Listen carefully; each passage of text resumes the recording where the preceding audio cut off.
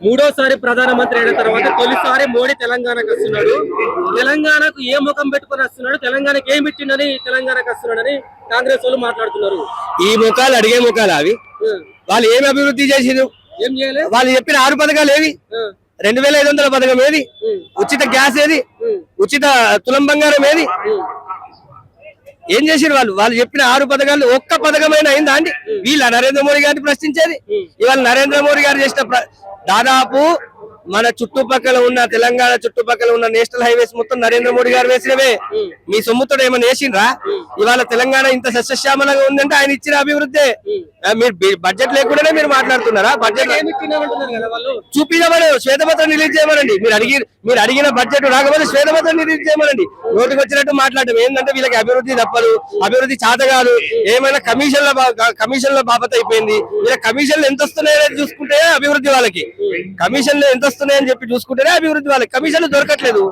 అందుకే నరేంద్ర మోడీ గారిని ప్రశ్నించే అధికారం వీళ్ళకి. Next time Rahul Gandhi PM అని చెప్పేసి మాట్లాడుతున్నారు. సాధ్యమైన రాహుల్ గాంధీ ప్రధానమంత్రి అవ్వడం? రాహుల్ గాంధీ ప్రధాని కావడం అనేది అది కళ, అది జీవితంలో జరగని పని. ఎందుకు రాహుల్ గాంధీకి సామర్థ్యం లేదు? లేదు, ప్రజలు నమ్మరు.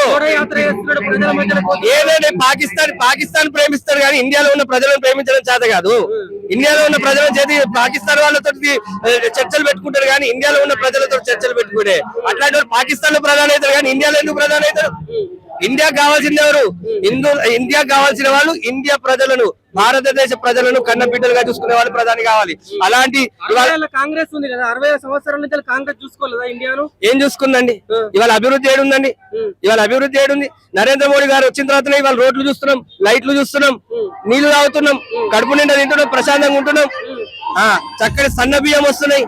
ఏం చేసిందండి వీళ్ళ ప్రభుత్వం? కమిషన్ల మీద బతికింది, రౌడీ రాజ్యంతో బతికినాం. ఇవాళ ప్రశాంతమైన రాజ్యం, లా అండ్ ఆర్డర్ ఎట్లుంది?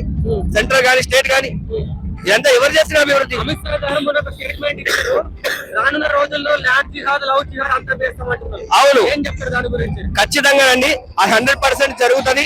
ఇప్పటికే మొదలైంది.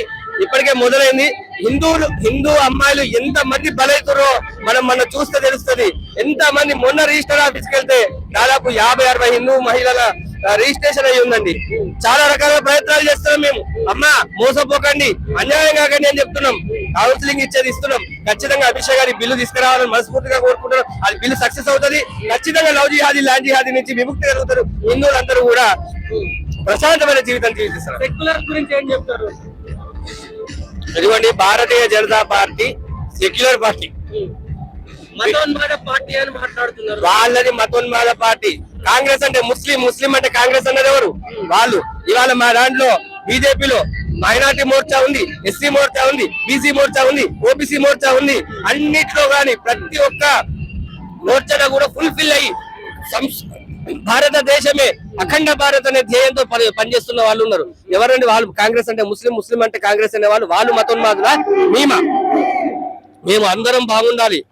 సబ్కా సాత్, సబ్కా వికాస్, సబ్కా విశ్వాస్, అందరూ బాగుండాలి అనే ఆలోచనతో. దక్షిణాది రాష్ట్రాలకు అన్యాయం చేస్తున్నాడు నరేంద్ర మోడీ అని చెప్పేసి ముఖ్యమంత్రులు చెప్తున్నారు. వీళ్ళు మాట్లాడే వాళ్ళండి. వీళ్ళు ఉన్న రాష్ట్రంలోనే వాళ్ళు అభివృద్ధి చేయలేకపోతున్నారు. వీళ్ళు నరేంద్ర మోడీ గురించి మాట్లాడుతున్నారా? అభివృద్ధి ఎంత బాగా జరుగుతుందండి. మీరు బిల్లులు ఆపుకుంటున్నారు. ప్రజల్లోకి పోతే నరేంద్ర మోడీ గారి ప్రభుత్వం వస్తుందని భయంతో మీరు ఆగిపోతున్నారు. ఎంత బాగా జరుగుతుంది అభివృద్ధి అడ్డుకున్నది ఎవరు? వాళ్ళు. ఇవాళ భారతదేశం ఎంత సంతోషంగా ఉందని ప్రపంచ దేశాలని యుద్ధాలతో ఆగమాగం అవుతుంటే భారతదేశం మాత్రం ఒక మీటింగ్ పెట్టుకుని హ్యాపీగా సంతోషంగా జీవిస్తున్నాం. వేరే దేశాలలో చూడండి, పెట్రోల్ డీజిల్ రేట్లు ఎట్లా పెరిగినాయి, మన భారతదేశం ఎందుకు పెరగలేదు? నరేంద్ర మోడీ గ్లోబల్ లీడర్ అంటే ఏం చెప్తారు? 100% గ్లోబల్ లీడర్ అంటే ఆయన అందరి వాడు, అందరిని ప్రేమించేవాడు, అందరిలో ఉండేవాడు. అందుకే కదా మేము ఇంత అభిమానులం ఆయనకి. మేడం, మోడీ గురించి ఏం చెప్తారు?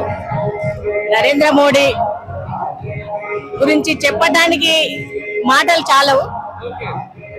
ఇప్పుడు నిన్ననే చూసినాం మనము బెంగాల్లో గాని, నెక్స్ట్ రాబోయే తెలంగాణలో తెలంగాణలో మోడీ ప్రభుత్వము రాబోయే ఎలక్షన్లలో వస్తుంది తప్పకుండా.